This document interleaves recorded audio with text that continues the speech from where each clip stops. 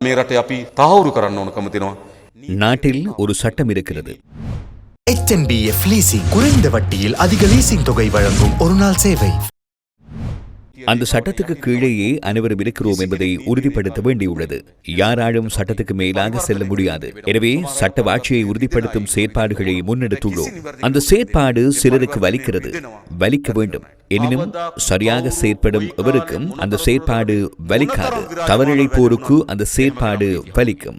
யார் எந்த காலப்பகுதியில் எவ்வாறான பொறுப்புகளில் இருந்தாலும், எவ்வளவு பெரிய ராஜாவாக இருந்தாலும் அனைவரையும் சட்டத்துக்கு முன் நிறுத்துவோம். நீதி மற்றும் நியாயம் தொடர்பில் நாட்டு மக்கள் அதிக கவனம் செலுத்தும் நம்பிக்கையை பெற்ற வருடமாக இந்த ஆண்டு பதிவாகும் என நான் நினைக்கிறேன். அதற்காக எந்த ஒரு சவாலையும் எதிர்கொள்ள தயாராக இருக்கிறோம். சட்டத்தினால் என்னை எதுவும் செய்ய முடியாது என சிலர் நினைத்துக் கொண்டிருந்தார்கள். அவர்களை சட்டத்தினால் எதுவும் செய்ய முடியாது என கருதி சட்டத்தை அவர்கள் புறக்கணித்து செயற்பட்டார்கள். அவர்களை சூழ வலுவான பலர் இருந்தனர். இதனால் சட்டம் தனக்கு எதிராக எதுவும் செய்யாது என்பதே அவர்களின் எண்ணமாக இருந்தது. பெரியவர்களுக்கு முன்பாக சட்டம் வெறும் சிலந்தி வலையாக இருந்தது. அது சிறியவர்களுக்கு எதிராக மாத்திரமே கடந்த காலங்களில் செயற்பட்டது. அவ்வாறானதொரு நாடே இருந்தது.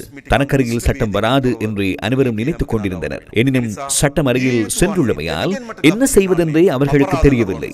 எனினும் பெரியவர் சிறியவர் என்ற பாகுபாடு இன்றி சட்டம் அனைவருக்கு அருகிலும் செல்லும். எனவே அச்சப்பட வேண்டியது குற்றவாளிகளே அன்றி பொதுமக்கள் அல்ல. நீங்கள் ஏதேனும் தவறு இழைத்திருந்தால் அந்த தவறு எங்கு எப்போது செய்யப்பட்டது என்ற பாகுபாடு இன்றி தவறுக்கான தண்டனை கட்டாயமாக கிடைக்கும் என்பதை நாட்டு மக்களுக்கு கற்றுக் கொடுக்க வேண்டும். அவ்வாறு இடம்பெற்றால் மாத்திரமே எமது பிள்ளைகள் எதிர்காலத்தில் நாகரிக அரசாங்கத்துக்கான நம்பிக்கையை பெற முடியும். டிட்வா சூறாவளியால் கண்டி மாவட்டத்தின் முழுமையாகவும் பகுதியளவிலும் வீடுகளை இழந்தவர்களுக்கு புதிய வீடுகளை நிர்மாணித்தல் மற்றும் இழப்பீடு வழங்கும் நிகழ்வு ஜனாதிபதி தலைமையில் இன்று நடைபெற்றது. கண்டி குண்டசாலையில் உள்ள மத்திய மாகாண சபையின் கேட்போர் கூடத்தில் குண்டசாலை, மதத்துமர, பாதத்துமர, பன்பில ஆகிய பிரதேச செயலக பிரிவுகளைச் சேர்ந்த மக்களுக்கு இதன்போது நிவாரணம் வழங்கப்பட்டது.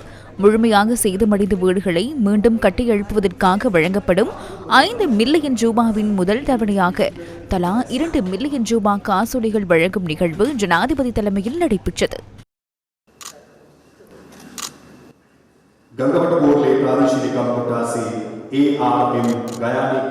டிட்வா சூறாவளியால் பாதிக்கப்பட்ட அனைத்து வர்த்தகங்களுக்கும் இழப்பீட்டுத் தொகையாக தலா 2 லட்சம் ரூபாய் வழங்கப்பட்டது.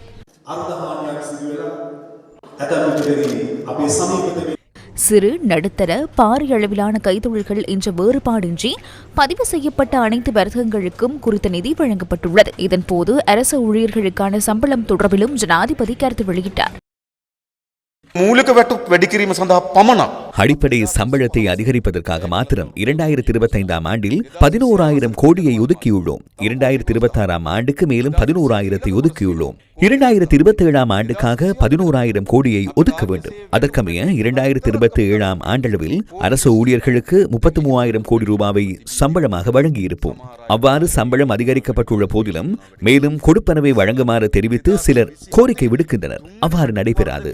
2027 ஆண்டில் 3வது சம்பள உயர்வுக்கு பின்னர் எமது வரவு செலவு திட்டத்திற்கு ஏற்படும் தாக்கம் தொடர்பில் சிந்தித்தே ஏனைய கொடுப்பனவுகளை வழங்குவோம். எனவே யார் எவ்வாறு ஆர்ப்பாட்டம் நடத்தினாலும் வீதியில் இருந்தாலும் 2027 ஆண்டு அடுத்த சம்பளம் அதிகரிக்கப்படும் வரை கொடுப்பனவுகள் அதிகரிக்கப்படாது.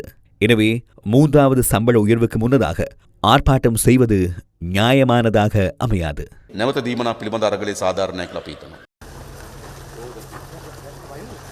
இதேவேளை கண்டி, யாழ்ப்பாணம், ஏனையின் வீதியில் மையங்காவ சுரங்கப்பாதை நிர்மாண பணிகள் ஜனாதிபதி தலைமையில் இன்று ஆரம்பித்து வைக்கப்பட்டன. வீதி அபிவிருத்தி அதிகார சபையின் கீழ் 699.6 மில்லியன் ரூபாய் செலவில் நிர்மாணிக்கப்படும் இந்த சுரங்கப்பாதையின் நிர்மாண பணிகள் இன்றிலிருந்து 273 நாட்களுக்குள் நிறைவு செய்யப்பட திட்டமிடப்பட்டுள்ளது. சுரங்கப்பாதை திட்டத்தை பார்வையிட்ட ஜனாதிபதி அதிகாரிகளுடன் கலந்துரையாடியதுடன் அங்கு கூடியிருந்த மக்களுடன் சுமூகமாக உரையாடினார்.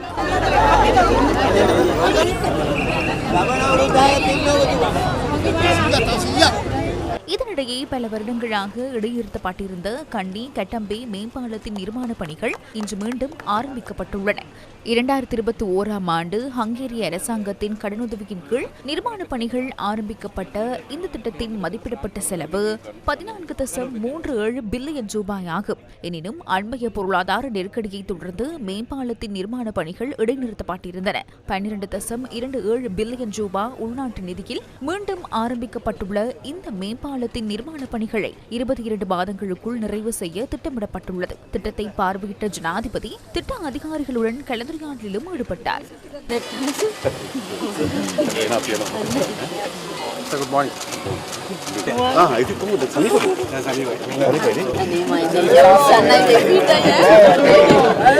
Para